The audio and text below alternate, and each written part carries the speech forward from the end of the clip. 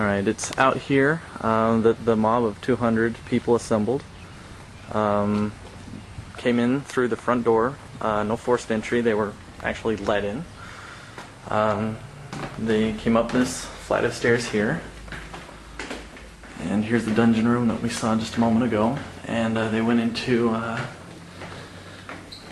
to the right here into the martyrdom room and began firing through the door and in through the window as well. The one that killed Hiram we saw was right there, and as they were shooting from outside, two struck the prophet in the chest as he ran towards the window, and two struck him in the back coming from this doorway, and he was killed and then fell through the window.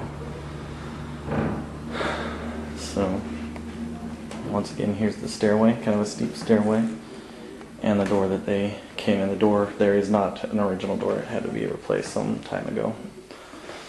But this is where the prophet was martyred, he and his brother, where they gave their life for truth. And right in here is the debtor room that we saw earlier. The parlor right here. So they were originally held there for a few hours, then moved here and kept here for a night. And then they were moved up there where they were eventually murdered.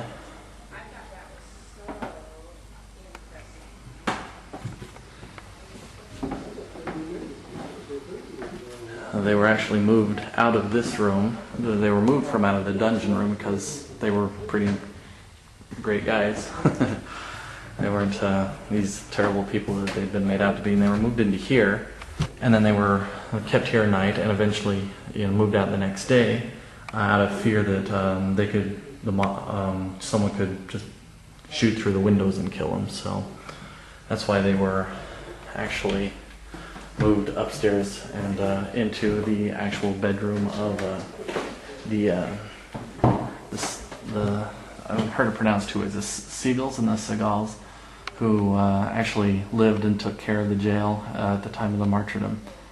And that was their personal bedroom. It's where the prophet and his brother, Willard Richards and John Taylor, were kept.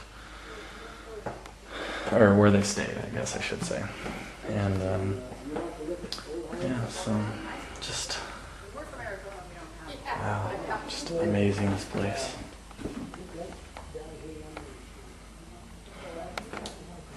And just in closing, I suppose it only fitting to end in the martyrdom room. We know that the prophet fell through.